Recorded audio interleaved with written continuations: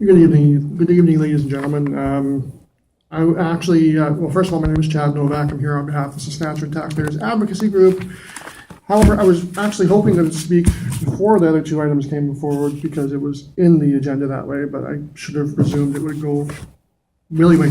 But anyway, so you can't really make a change on your votes that you've already done, so I won't ask for that. I want to make it perfectly clear here this evening. The items I'm speaking to are all three of the agenda items because they're all related. It's obvious that a lot of planning has gone into this document and these documents, as the efficient community plan has as well.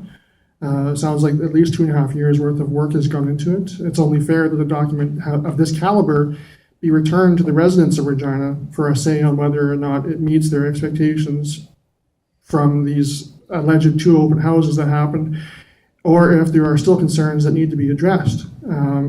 There is no reason why we should rush through the approval of this plan, given how long it has taken to get to this point.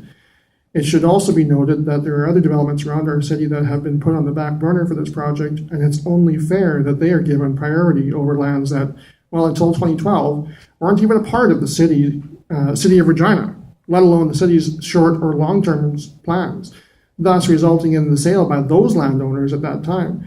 And of course, if they had been made aware of these plans at that time, it would have been reasonable to expect that they would have not sold the lands and would have waited until this development plan was arranged as well.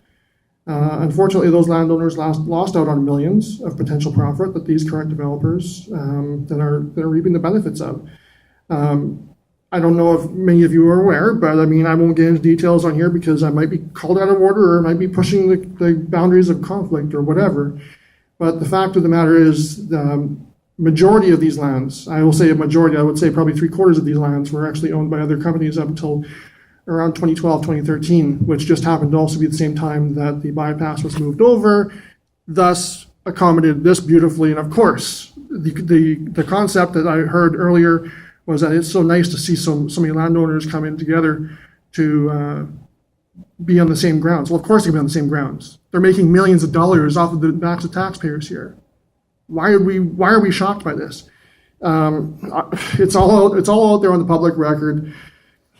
It bothers me that we're having a situation here that we have land that is being manipulated by the taxpayers, or in front of the taxpayers. One of the major situations that I have concerns about here is that we continue to see and hear.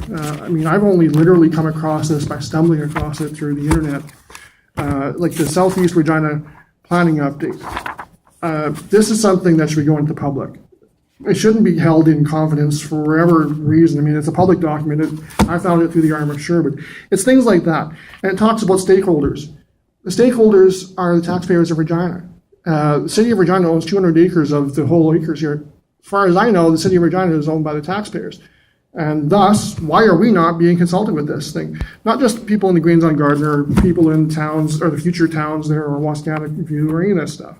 This should have gone to the public. And I implore you again, I don't think it's possible now, but council at least, to put this back to the public, to let them have a final say on this, because there are serious concerns that are coming up here.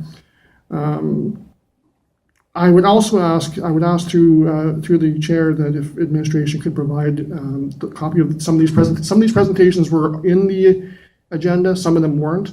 I would just ask if that can be made public for the future, for the council agenda, because that's something that I think there was some interesting information in there that would be useful for the people out there. I don't know, what else can I really get into here? I mean, I've been pushed back for this. You have 1 minute. I will note on your own maps here, you have map 1A or map 1 and 1B. They don't even agree with each other. One section says that this is land that is quote unquote phase 3, and then there's one that says it's immediate within the 300,000 population mark. So I mean, we're having documents here, of course, that are not jiving with whatever's out there. Oh, final one thing is Tower Road situation. This blows my mind, and this is something brand new to me. I don't know where this came from, but the City of Regina just paid $700,000 to the Arm of Sherwood to compensate them because they paved that entire section of road. Kudos to them. We paid them $700,000. Now we're gonna just up and destroy that entire stretch of land. Here we are, we're saying we're looking out for taxpayers' dollars. I'm sorry, that's $1 million. I want that back in my pocket. Thank you, and I'll answer any questions you might have. Questions on the delegation? Seeing none, you may return to the Thank you. Official period of time, amendments, and we'll